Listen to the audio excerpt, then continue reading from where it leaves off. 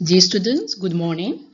I welcome you to the first course of second year written expression entitled Introduction to Paragraph Writing.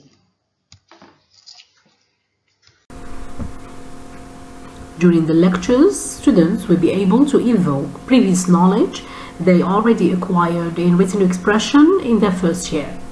And by the end of the course, they will be able to discern the role of each sentence composing the paragraph, to know how to construct a paragraph, to develop incomplete paragraphs with missing sentences, to write their own paragraphs, to entitle paragraphs, and to respect form in writing them, to write concisely and with adequate content, to respect coherence and cohesion, that we're going to understand later, and to add convenience details when necessary, and many more functions and objectives.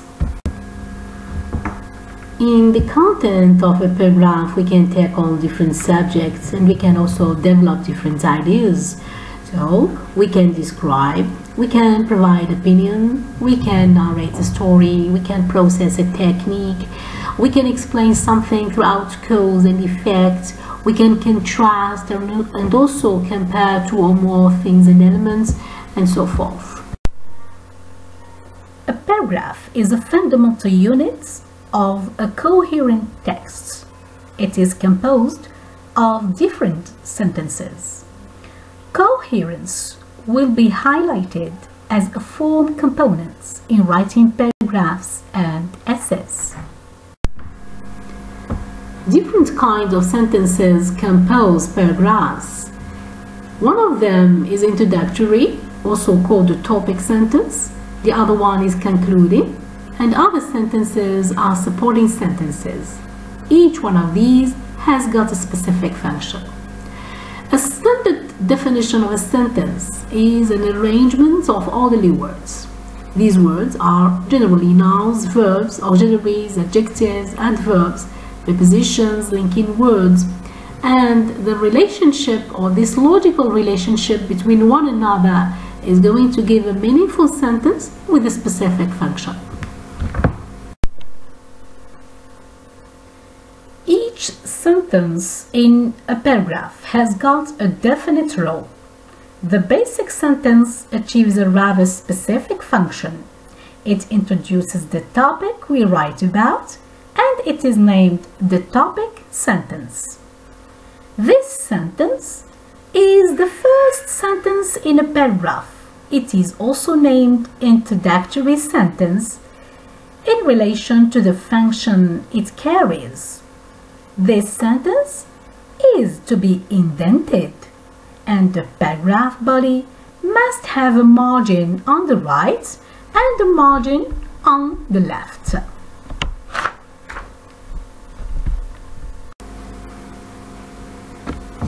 Some examples of topic sentences are the following. The recent pandemic has caused different changes in individuals' lives. Second one, when I was young, I used to travel a lot. 3. Pancakes are delicious and easy to prepare. In the first sentence, the reader would expect the writer to tell them about these changes, what they are, and what kind they are. In the second one, the reader would feel curious to know where the reader used to travel and maybe why to travel. 3. Pancakes are delicious and easy to prepare. I suppose that many of us need to know the way to obtain these delicious pancakes. So please, the recipe. The topic sentence contains in its formulation the topic and the leading idea, called the controlling idea. This one needs to be developed, as its role is to provoke the reader's eagerness to know more about its relevant contents and obtain further information. In other words, the controlling idea stimulates the need for consistency in clarifying a point about the topic. This one refers to the subject that gives sense to this idea. It can be a person, an object, a phenomenon, or a situation. So the controlling idea titles the topic throughout. For instance, description, narration, facts, assumptions, etc. and need to be developed throughout, for instance, chronology, throughout steps, and other developing ways. Consider the following topic sentences whose topics are the same. My mother. Their controlling ideas are different and clarify what the writer will say about the topic. In the first sentence, or as a first topic sentence, we'll have my mother is my teacher. The topic is my mother. The controlling idea is my teacher. In the second one, my mother, the topic, is my reference cook, which is the controlling idea. My mother is beauty. My mother is the topic, and the controlling idea is beauty. Other examples are: the best choice to make is ours. The best choice to make is the topic. Is ours is the controlling idea. 2. Another example. A perfect teacher is basically an honest one. A perfect teacher is the topic, and is basically an honest one is the controlling idea. 3. A teacher is necessarily a loving one. A teacher is the topic, and is necessarily a loving one is the controlling idea. The controlling idea is that part of the topic sentence which says something about the topic to make the reader feel the need for supporting ideas, the reason for which it should not be too general nor too specific, as in the following examples. Happiness is a feeling of joy, which is too general. There are 9 planets, which is also too general. Audiolingual method is one kind of foreign language teaching, which is too specific. So instead of these, we'd have to say happiness is an emotional and psychological state, for example. Or among the teaching methods of EFL, the audiolingual method. The supporting sentences constitute the body of the paragraph. They are distributed coherently, as will be explained later. They also go in cohesion with the topic sentence, as will be also explained later. These sentences can always be detailed when necessary, and between each supporting sentence and its detail or details in case there is more than one, we generally put a period and less frequently a comma, but in our course we advise periods. Consider one of our students' paragraphs. She writes, "Practicing sport is an outstanding habit that should be set in our daily life for so many reasons." The student was asked about the major part of this sentence which needs to be developed, and she said, what needs to be developed is the controlling idea.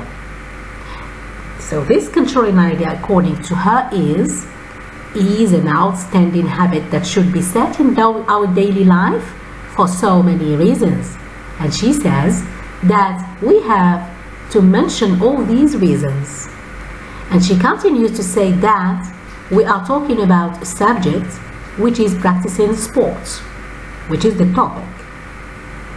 So she writes, first, and she calls it the first supporting sentence.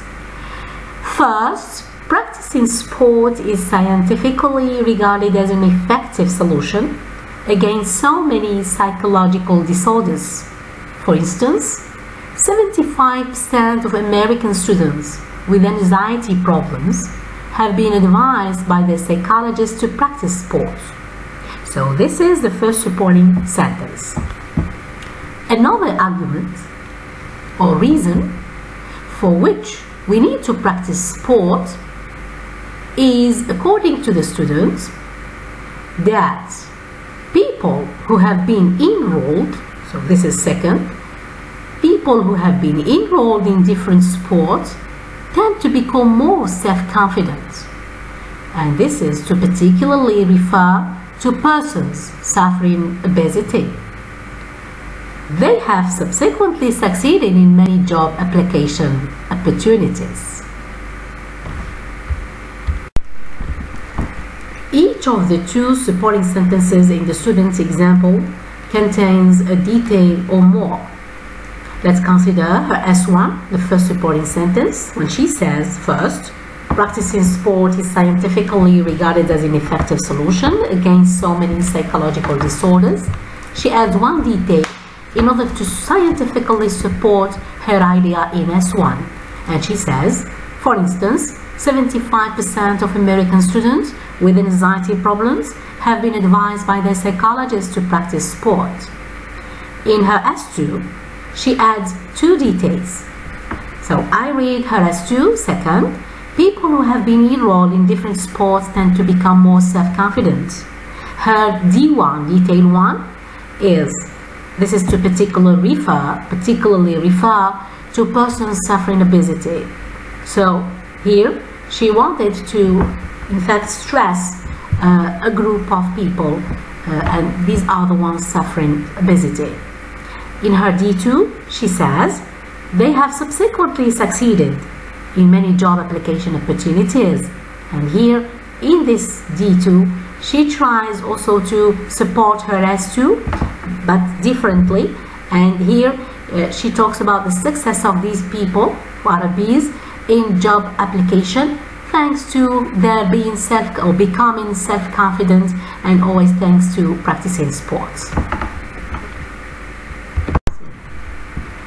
So back to cohesion. All sentences in a paragraph go cohesively with the topic sentence, to mean that they treat the same idea and the same topic. If you consider the topic sentence of the student's paragraph, practicing sport should be set as a habit in our daily life, and you also notice S1 and S2, you can understand cohesion or notice cohesion according to the colors, red and yellow. Back to coherence. In coherence, the relationship between one supporting sentence and another should be logical in terms of many things. For instance, we can place supporting sentences by order of importance, by order of time, by function or step order, and also by using transition words. In this example, the two sentences follow a certain logic, as S2 completes the idea in S1, for instance. And also, there is transition, using transition words like first, second, between one sentence and another. Consider another example. The area where I live is ideal. It's a suburb not far from the center and it's quite lively. But there's still a feeling of space, and my block of flats is surrounded by trees. It's also a handy place to live because there are good local shops and a bus service that get me into the center in 15 to 20 minutes. The only disadvantage is that with the growth in the population, it's gradually becoming more built up than it used to be, which is a shame. The topic sentence, the area where I live is ideal. So how so? In S1, it is a suburb not far from the center, and it's quite lively, but there's still a feeling of space, and my block of flats is surrounded by trees. This sentence shows how ideal is the area I live in. In S2, it's also a handy place to live because there are good local shops and a bus service that get me into the center in 15 to 20 minutes. So, sentence 2 also shows how advantageous is life in my area. and notice coherence between S2 and S1 by the use of the transition expression it is also. So I add something to S1. In S3, the only disadvantage is that with the growth in the population, it's gradually becoming more built up than it used to be, which is a shame. I notice here that the content of S3 is different from S1 and S2's contents. Why? Because it brings something negative, or it raises something negative about my area. So in this sense, I put it at the end in order also to show coherence by order of importance and by order of contents. Back to details. In this paragraph, if I want to detail the supported sentence number 3, the only disadvantage is that with the growth in the population, it's gradually becoming more built up than it used to be, which is a shame. So we feel that there is need for further information, especially throughout the word disadvantage, going with a more built up area. And the question is why it is disadvantageous to have a more built up area and why it is a shame. So we can suggest as detail 1, nature is gradually losing space with less plantation and much more in empty bins. And detail 2, another supposition or proposition. The building's architecture is not thoughtful and adds no more than sadness to life there. The last sentence in any paragraph is called the concluding sentence. It has got different functions, mainly first to end the paragraph, to end supporting sentences, to conclude and restate the idea in the topic sentence, to provide a solution, to give a piece of advice, to express prediction or expectations, to give a point of view, to show a result, and other functions. This paragraph is about Ellen, who lost her job in London in 1992. The body of the paragraph throughout the supporting sentences follows a certain process about Ellen, who was looking for a job. And at the end, Ellen was finally offered a new job. This is the concluding sentence. This paragraph is about school uniforms, which should be mandatory for all students in the United States. The body of the paragraph develops the reasons supporting this idea, and the last sentence, which is the concluding sentence, expresses the author's opinion. Titling paragraphs. Paragraphs can be titled according to their content and kinds, and the title has several functions. For instance, it can predict contents. 2. It catches the reader's interests to read the content. 3. It reflects the tone or slant of the piece of writing. 4. It contains keywords that will make it easy to access by a computer research. A title then gives a glance about the paragraph's content. For instance, we can understand the intention of description, of narration, or else throughout the title of the paragraph. More than this, the subject and the description or narration can be highlighted in the title either in a direct way or throughout keywords. And a good title is then a short heading composed of at least 2 words and at last 5 to 6 words. And the title can also be a question. Different titles can be Why Go to Mass, representing an explanatory content. Rules at School, representing an instructional or informative content. Setting up a business, representing a process paragraph content. A peaceful site, representing a descriptive content.